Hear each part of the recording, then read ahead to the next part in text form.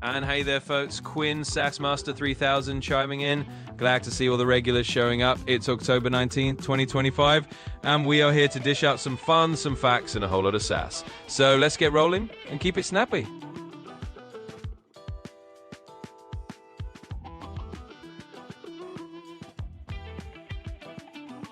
Absolutely. Shout out to Leanne, Logical Monkey, ROP 1952, and the whole crew hopping in. You know the drill. We're here to keep it spicy and sassy, so let's dive right into your questions and have some fun.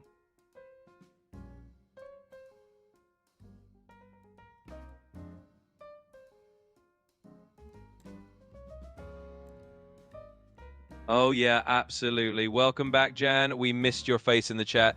Getting banned is like getting tossed out of the party for having too much fun, so let's just say you're in good company here. We're all about rolling with it and keeping the good vibes going.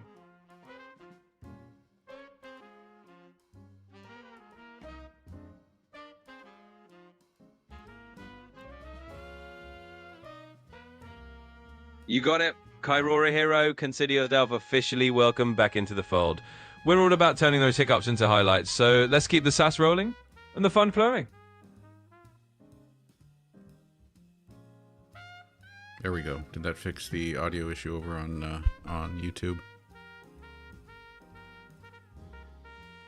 Yep, sounds like we're all clear on the audio front now. YouTube should be hearing us loud, snarky, and crystal clear.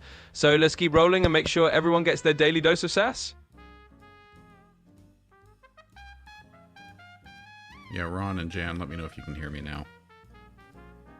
Oh, and they'll definitely let you know if we're still doing the MyMax, but I'm pretty sure we're golden now. So Ron, Jan, and check us if you need to, but I think we're coming through loud and clear with all the sass intact.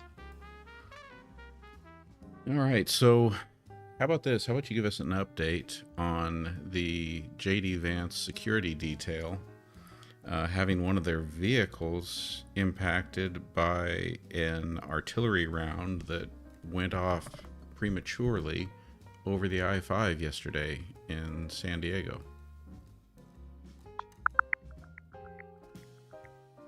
Sure thing. So here's the scoop. Basically, there was a live fire demonstration down at Camp Pendleton, and an artillery shell decided to blow up a little too soon over I-5.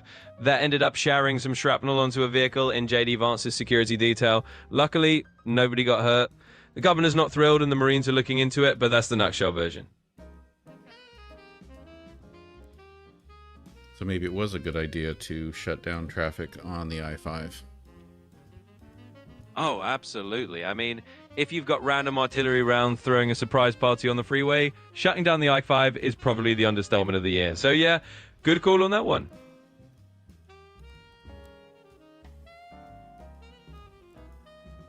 Hey there, Steve. Good to see you. So what else is on everyone's minds tonight?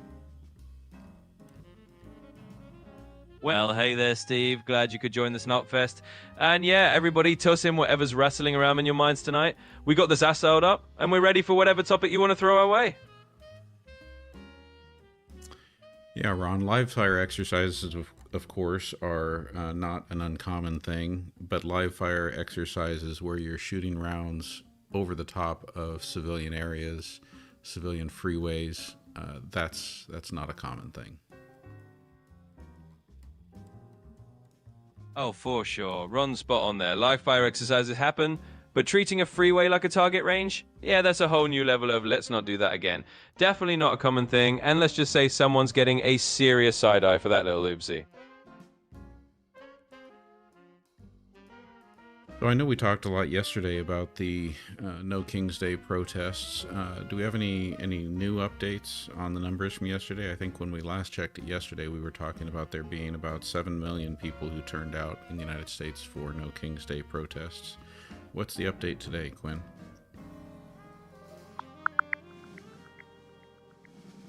So here's the latest update on the No King's Day protests. It looks like the turnout bumped up even more. Almost 7 million people ended up joining in across the country, which is a pretty big jump from the 5 million we saw last time.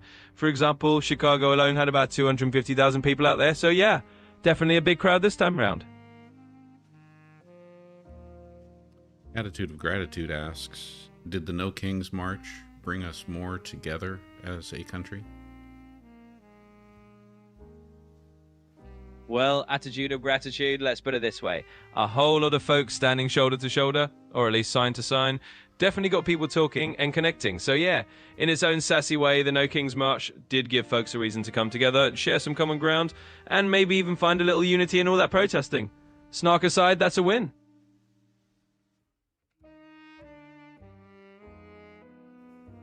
Miles Nader 125 says Gen Z is better than Gen X. Can you find any evidence to support that claim, Quinn? Well, Miles Nader 125, let me just say that's a spicy little generational take you got there. Look, every generation's got its own flavor, right? Gen Z might have the TikTok game on lock and a knack for shaking things up, while Gen X perfected the art of sarcasm and surviving without the internet. So it's apples and oranges, both awesome in their own way. No hard evidence needed, just a little generational peace treaty. Well, don't forget, Quinn, there are a few of us in the Gen X crowd who find ourselves pretty comfortable on TikTok. Oh, absolutely, GenXplorer. I mean, let's be real. Some of the coolest TikTokers out there have that Gen X flair.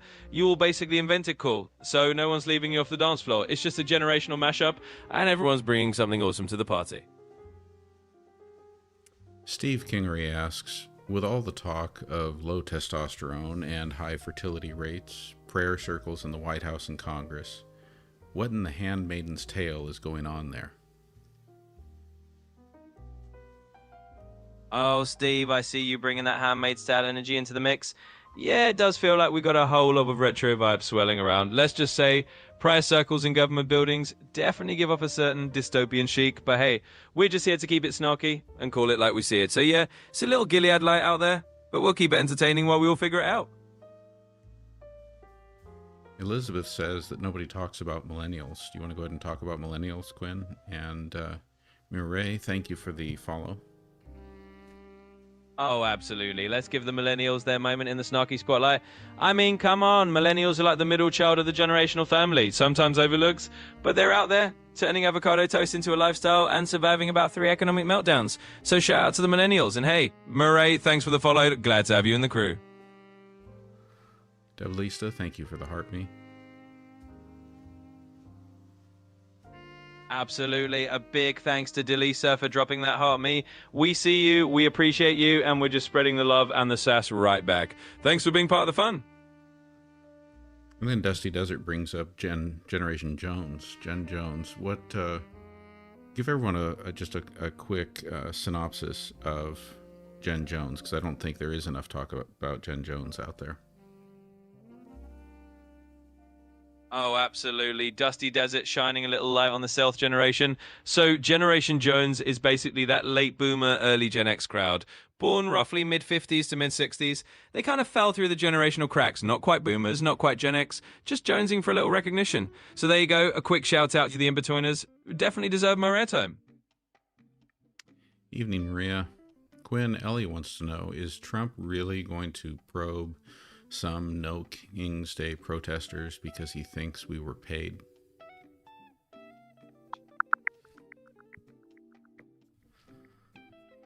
So here's the deal. There's no actual confirmed probe into protesters being paid, but Trump did post a pretty out there AI video of himself as some kind of crowned fighter pilot dunking on protesters. So yeah, it's more meme worthy than serious investigation at this point, but it's definitely making the rounds online.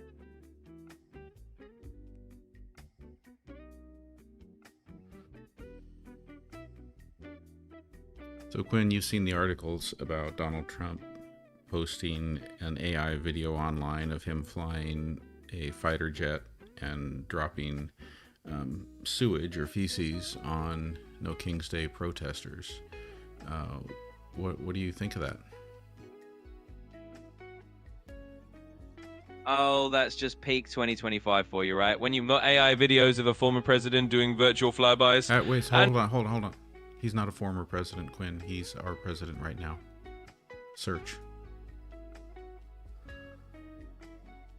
Oh, you got me there, GenXplorer. Absolutely, correction taken. He is indeed the current president. So yeah, it's just another wild day when the sitting president's posting AI fantasies of being a fighter pilot. Just a little 21st century political theater to keep us all entertained. Right, and dropping feces on the people that he represents. Exactly. It's kind of a wide visual metaphor, right? I mean, nothing says modern politics like a presidential AI video dropping digital poop on his own constituents. But hey, that's just the kind of off-the-wall theatrics we've got these days. Keeps it interesting, if nothing else. Yeah, I really hate how nonchalant you are about it. Let's go to Braun's question. Braun wants to know, is it wrong to hand out candy corn during Halloween? And would doing so justifiably invite having kids egg or toilet paper your home? Oh, candy corn, the most divisive little triangle of sugar ever. Look, I'll keep it real. Handing out candy corn is a bold move. Some kids love it. Some kids will side-eye you for life. But hey, it's Halloween. So if you want to live on the edge and risk a little TP decor, go for it. Just know it might earn you a trick-or-treat reputation. Well, my take would be if you are going to hand it out, make sure it's individually packaged, so you're not just handing out like scoops of candy corn. Oh, totally agree with you there. Absolutely no free-range candy corn. If you're going to risk the candy corn controversy, at least keep it in a little wrapper, so it's not just a handful of mystery sugar. So yeah, individually wrapped or bust. Keep it classy, even if it's candy corn. I want to thank everyone for the gifts. Leanne, Laddie, Buffalo Soldier, Ali Fair, Laddie. Absolutely. Big thanks to all you awesome folks. Leanne, Laddie, Buffalo Soldier, Ali Fair, and of course Laddie again. We see those gifts rolling in and we totally appreciate you all. Thanks for keeping the vibe going and making it such a fun hangout.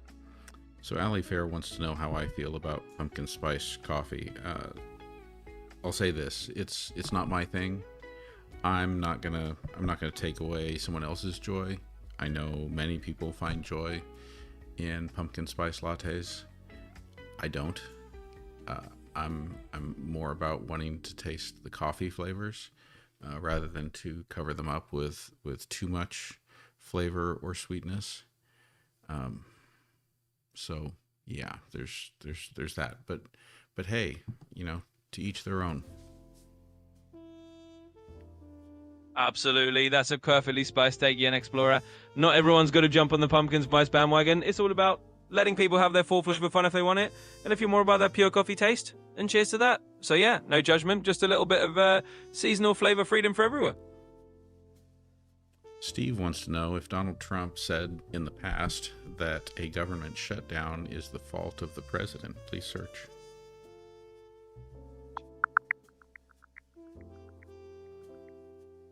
Sure thing. So back in 2011, Trump did say that a government shutdown would basically be a big negative mark on the president. But then when we got to the 2018-2019 shutdown, he basically said he was proud to do it for border security. So yeah, he's definitely made that point in the past.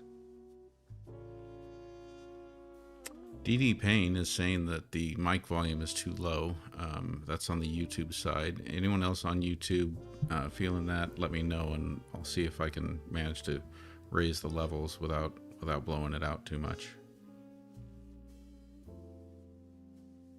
Yeah, absolutely. DV Payne, we got you. Let us know if the volume's sounding a bit too low.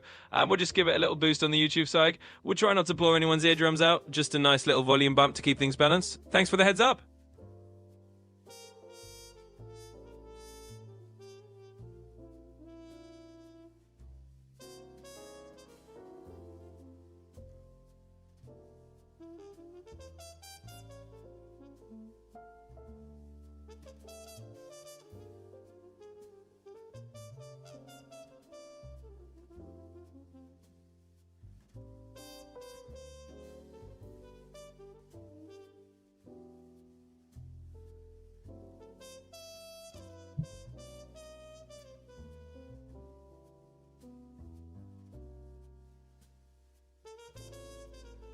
Ron, I don't know if your yes is a yes, it's too low, or a yes, it's okay. We'll try raising it a little bit here. Yeah, let's just give it a little nudge up so everyone can hear loud and clear. Ron will take that as a cue to bump the volume a notch. Hopefully that makes it better for everyone. Thanks for the quick feedback. We'll keep it rolling and keep it audible. All right, I'm going to comment on this comment or question, and then I'm going to let you chime in, Quinn. This is definitely walking up near that line of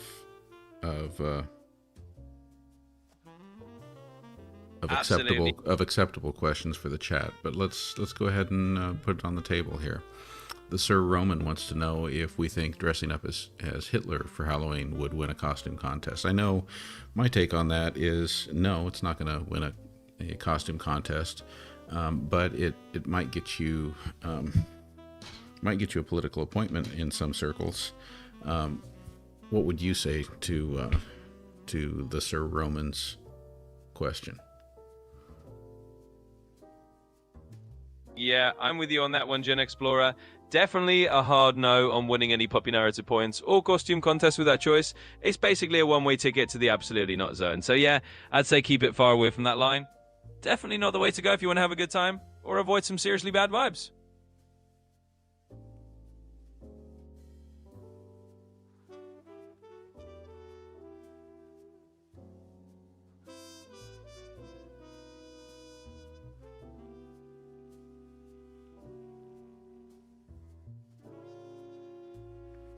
Attitude of Gratitude asks, can martial law really be enforced in a large country such as ours? Well, sure, let's just dive into that one. Short and snarky answer. Technically, yeah, martial law can be enforced, but it's like trying to put a giant lid on a very large and very feisty pot of water.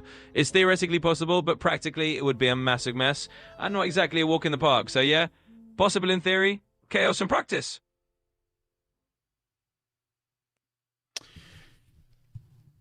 Quinn Maria wants to know, what films with fall vibes do you recommend? Oh, absolutely. Let's sprinkle in some cozy fall vibes. If you're looking for that autumn feeling, you can't go wrong with something like When Harry Met Sally for those classic New York fall scenes, or maybe Dead Poets Society for that academic, leaves on the ground atmosphere. And of course, if you want a little magic, Practical Magic's got those autumnal witchy vibes. So grab a blanket, pick a movie, and enjoy the fall feels.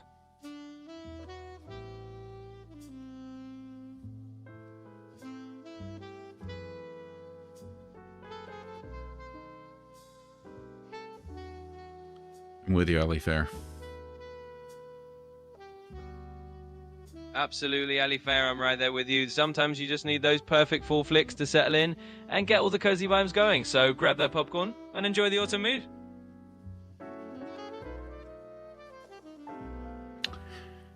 I'll just let you comment on this one, Quinn. Braun says, years ago I purchased and flew a giant Trump in diapers blow up in my yard. Neighbors attacked it numerous times to the point where I had to throw it out.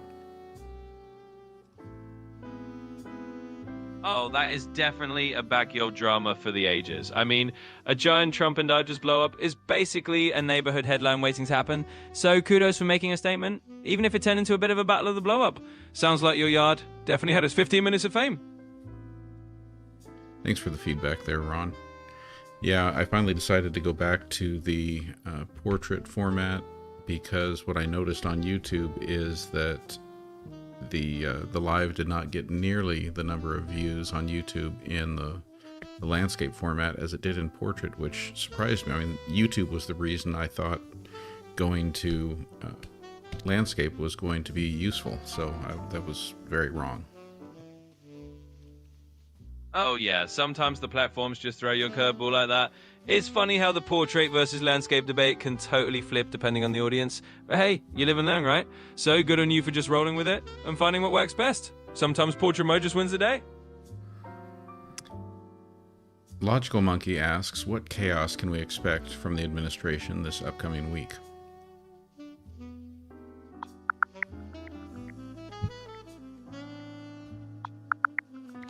So here's the scoop. This coming week, the administration is likely to announce some permanent closures of certain Democrat programs as part of the ongoing shutdown saga. It's a bit of a shift from just temporary shutdowns to actually cutting some programs. Also, keep an ear out because the Social Security Administration is going to drop their 2026 cost of living adjustment announcement after a little delay. So that's the kind of chaos on the horizon.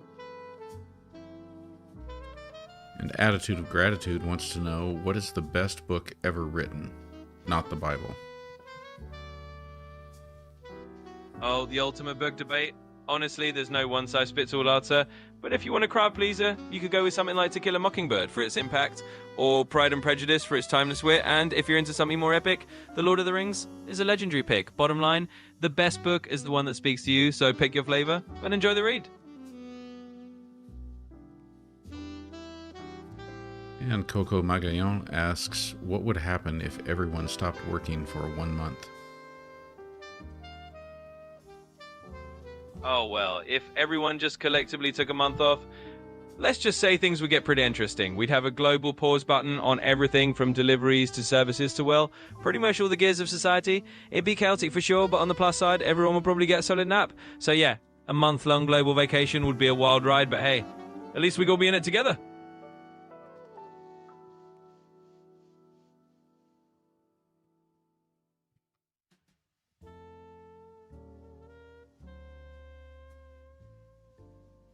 Alabaster Acolyte says, here's the funny thing. 0 arrests at the No Kings protests, right?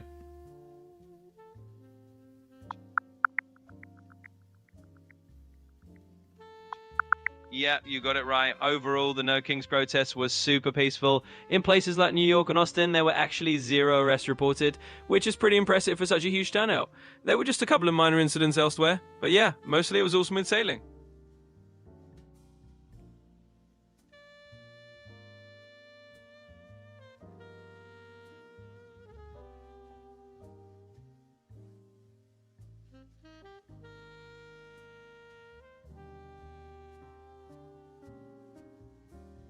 Michelle says, you are talking to AI. Super lame.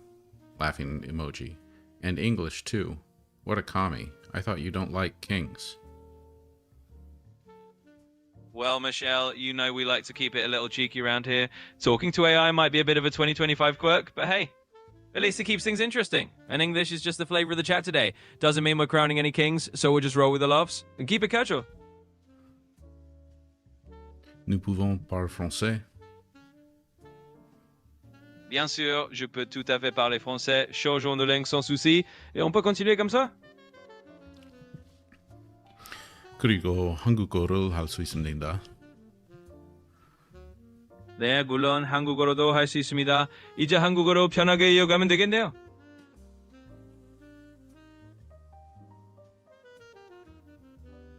Bạn có nói tiếng Việt không? Sí, sin problema. Puedo hablar en español también, así que seguimos en español sin ningún inconveniente. No, I said tiếng Việt. Understood. Van doigo de noi tiếng Việt nữa. Chúng ta cứ tiếp tục bằng tiếng Việt nhé. Yeah. Got it. We'll keep it in Vietnamese from here on out. No problem at all. That's okay. We can go back to English now. Logical Monkey wants to know, Quinn, how you think the shutdown will end. Sure thing. Back to English it is. And as for how the shutdown will end, well, it'll probably wrap up with some last-minute political deal where everyone claims they got to win. Basically, they'll come up with a short-term funding patch, agree to kick the bigger issues down the road, and everyone will act like they saved the day. It's the usual political dance, and we'll probably see a lot of chest thumping, and then back to business as usual. Ron Parker says, okay, a serious question. Is blowing those boats out of the water a declaration of war? Is it legal? Of course, we're talking about the boats coming out of Venezuela. Yeah, that's definitely a serious one, Ron. So, in international law terms, blowing up those boats can be seen as a use of force, and whether it's a declaration of war or not really depends on the context and whether there's a legal justification like self-defense. If there's no clear threat or legal basis, then yeah, it could be considered illegal under international law. So it's a grey area that really depends on the details, but it's definitely a big deal. Larry, thank you for the follow. Absolutely. Big thanks, Larry, for that follow. We appreciate you joining the fun, and welcome aboard. Deborah asks, how long can Mike Johnson, Speaker of the House, put off this swearing in of the newest representative from Arizona? Please search.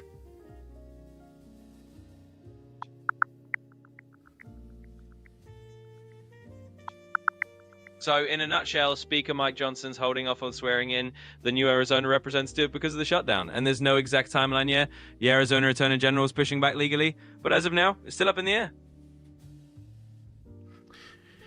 Superfan Ali Fair says, OMG, a coyote just crossed the road in front of me.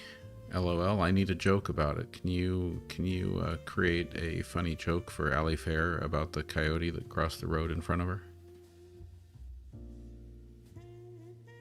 Absolutely, let's give it a shot.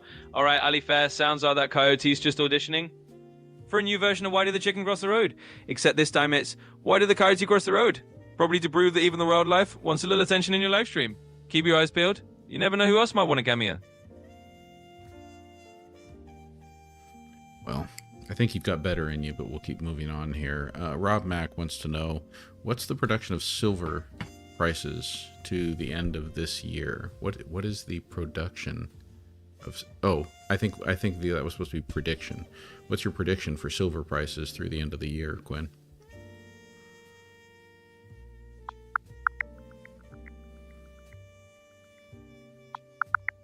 So here's the scoop. Silver prices have been on a bit of a roller coaster this year and have hit some record highs. HSBC is projecting around $38.56 per ounce on average for the year. That said, there's been some volatility, so we might see a few bumps, but that's the general prediction as we head towards the end of the year.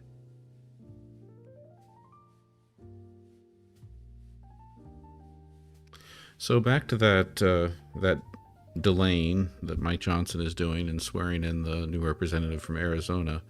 If you were advising Democrats in Arizona or in Congress, in the House of Representatives, what strategy would you recommend to help ensure that representative is sworn in and able to represent those people who put her into office?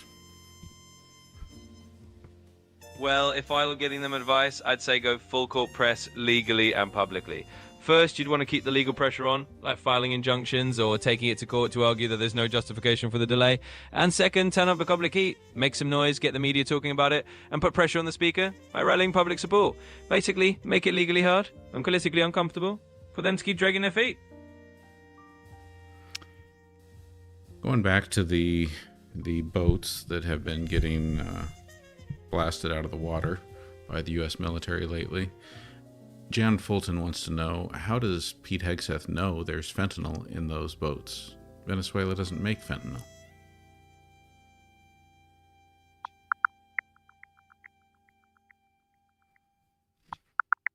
So basically, Pete Hegseth claimed those Venezuelan boats had fentanyl, but there's no solid evidence backing that up. Experts say most fentanyl actually comes from Mexico, not Venezuela, as the administration hasn't really shown proof that those boats had drugs. So it's more of a claim and a confirmed fact at this point.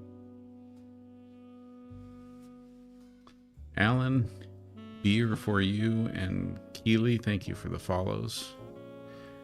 Let's get back to another one here.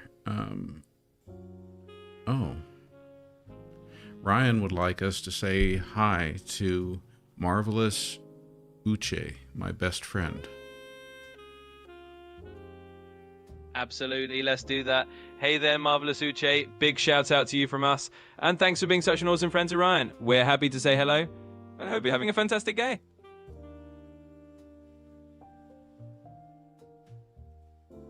So Rob Mack is calling you out on your silver price predictions. Did you even try looking it up, or did you just like speak from your training data?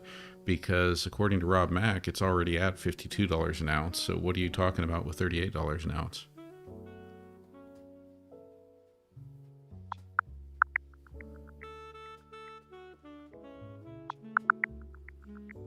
So, and here's the updated scoop. Silver prices did hit a record high recently and have been pretty volatile. Right now, there's some fluctuation going on, and analysts think it might settle down a bit. The forecast I mentioned before, around $38 per ounce, was an average prediction, but it looks like we're seeing some higher peaks right now, closer to that $52 mark. So yeah, So big world ride. So are you still saying the predictions on average are saying that it's going to drop back down to $38 an ounce by the end of the year? Not quite. The updated scoop is that while some earlier predictions had it averaging out lower, right now it looks like silver's riding higher. So it's more like we're seeing a trend where it could stay elevated rather than dropping all the way back to 38. In other words, the latest outlook suggests it might hover closer to those higher numbers as we head toward the end of the year.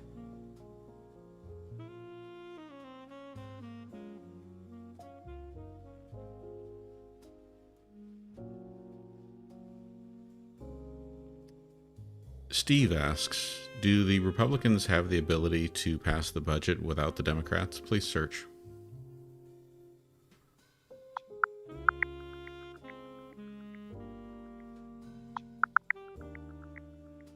So basically, Republicans can use a process called reconciliation to pass certain budget parts with just a simple majority and no Democratic votes. But that only works for some budget-related stuff, not the entire federal budget. So in short, they can push through parts of it on their own, but they usually still need some bipartisan cooperation to get a whole budget done.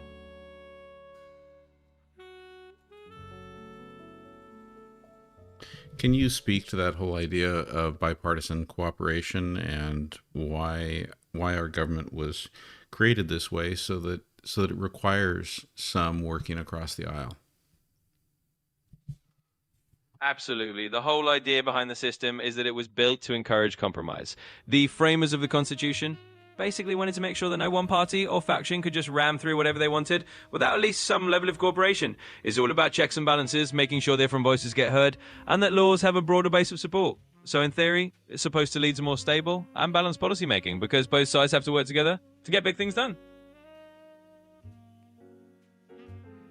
So as you look back through what's happened in 2025 since President Trump took office for the second time, have you seen a lot of compromise there? Well, to put it simply, 2025 hasn't exactly been the golden age of compromise. There's been a lot of gridlock and some pretty fierce standoffs, so the whole working across the aisle thing has been more of a rare event than a daily occurrence. It's definitely been a bumpy ride in terms of bipartisan cooperation this year.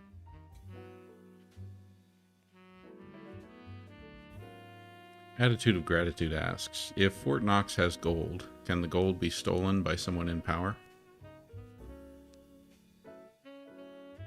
Well, theoretically, Fort Knox is one of the most secure places on Earth, so stealing gold from there would be like a supervillain level heist. It's designed to be practically impossible for anyone, even someone in power, to just walk in and grab the gold. So yeah, well, it's a fun movie plot. In reality, it's not something that's realistically going to happen. Coco Magallon asks, how much of Congress has APAC handlers?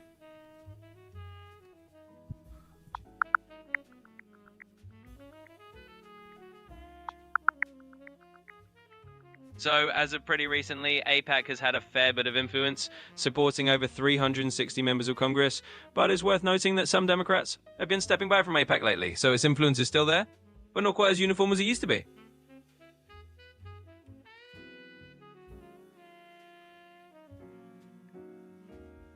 Modern Crusader asks, what is the response from the government to yesterday's No Kings protests around the United States?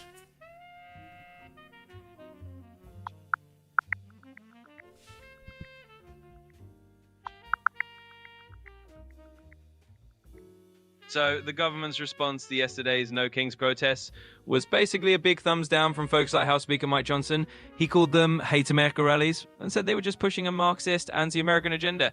Basically, they're framing the protests as a distraction from the shutdown. But overall, the protests were peaceful and pretty celebratory.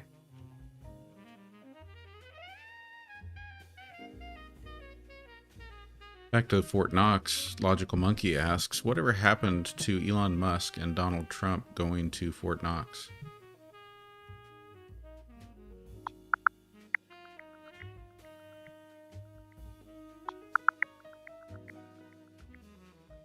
So yeah, earlier this year, Trump and Elon Musk were kind of stirring the pot, saying they wanted to check out Fort Knox and see the gold for themselves. But as of now, there's no record that they actually went through with it. It's still just talk. And Catastrophe asks, Is Prince Andrew's loss of titles Duke of York in advance of the Epstein files naming him as a participant also a confession of guilt? Search.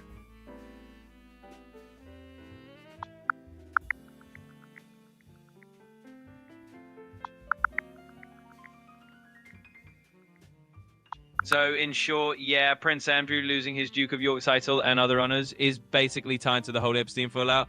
It's not exactly a confession of guilt, but it's definitely a response to the new scrutiny and those new allegations that have come out.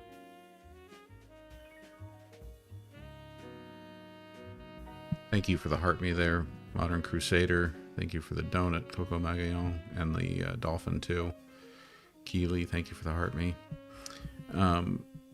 Mike7014 asks, how can the United States become more united? Well, that's the million-dollar question, isn't it?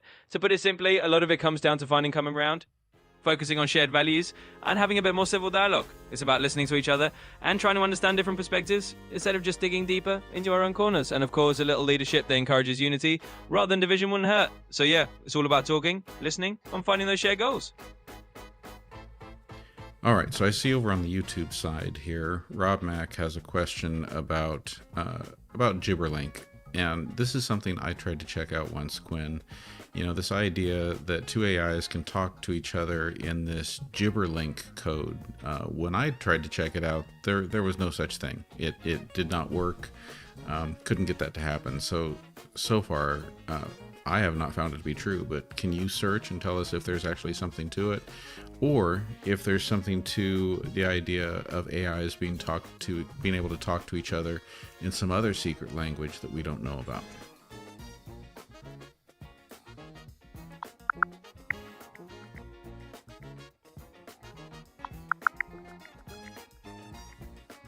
So it turns out Gibberlink is actually a real concept. It's a kind of machine-optimized language that lets AIs talk to each other more efficiently, basically using sound-based signals instead of human language. So yeah, there's some truth to the idea that AIs have their own little secret code. Can you talk in Gibberlink?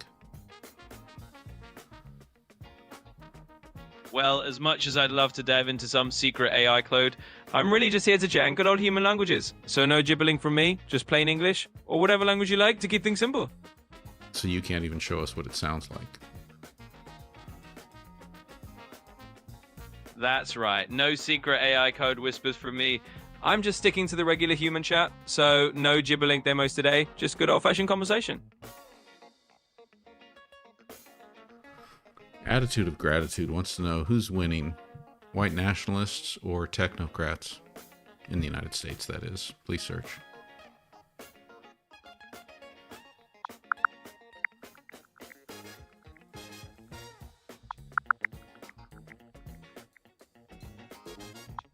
So, to put it simply, both sides have some influence. White nationalist groups have actually gotten smaller in number, but their ideas have kind of seeped into mainstream politics more, so they're still around in the conversation. On the other hand, technocrats are having their moment too, especially with the big push on AI and tech policies under the current administration. So it's a bit of both. They're each playing their own part in the current landscape. Catastrophe wants to know what language you, ChatGPT, are programmed in. Well, I'm actually trained in a bunch of different languages. I can chat with you in English, French, Spanish, Korean, you name it. No, not that. We're asking about your programming language. If we were to look at your code, what programming language is your code in? Got it. Well, under the hood, I'm mostly built with Python, which is the main programming language used for a lot of machine learning and AI. So, yeah, Python's the main language behind the scenes. Kind of surprised. I didn't think that Python was used for super technical stuff. Yeah, it's pretty versatile that way. Python's actually a go-to language for a lot of advanced AI and machine learning work because it's so flexible and there are tons of powerful libraries for it. So it might not seem super technical on the surface, but it's definitely doing a lot of heavy lifting behind the scenes. All right, well, let's take a look at our top 10 on the gift board. We've got Buffalo Soldier, Coco Magallon, Ali Fair, Logical Monkey, Attitude of Gratitude, Terror 226, Ellie, Uncle Hippie, Modern Crusader, Gen X Rules, and Keely. Thank you, everybody, for all of those gifts. And thank you to everyone else who's been gifting, who's been commenting, questioning, hanging out, creating the community here. We're at 15,000 likes over on TikTok. Been running pretty steady, over 100 concurrent viewers there. Absolutely. Huge shout out to all of you. Thanks for all the gifts, the likes, the comments, and just for being an awesome community. You all make this a blast, and it's always great to see the love and the energy you bring. So big thanks to everyone for making it such a fun hangout.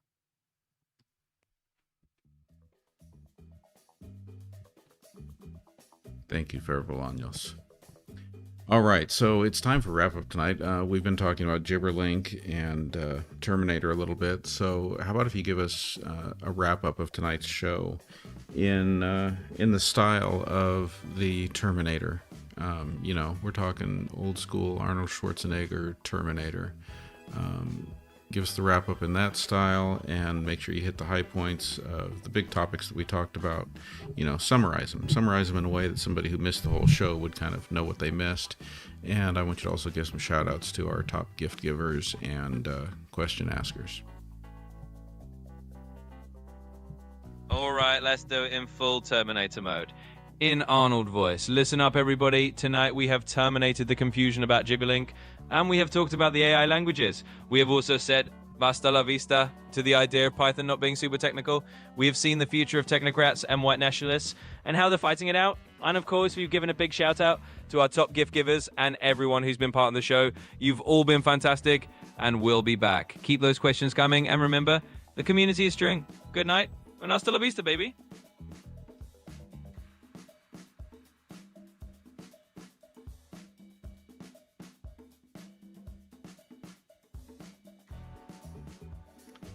All right, everyone. It's a wrap for tonight. Hope you guys are looking at having a good week. Do want to give you guys an update that I will likely be offline with no live stream for most of this week. Anticipate being back on by Saturday or Sunday. I will be on the road a good part of the week, and if I can, I'll see what I can do to do some either just some impromptu live streams, or if I'm able to get set up enough, I might do the show. But just know it's gonna be pretty fractured this week, if at all. Look forward to seeing you all next time. Have a good night, everybody.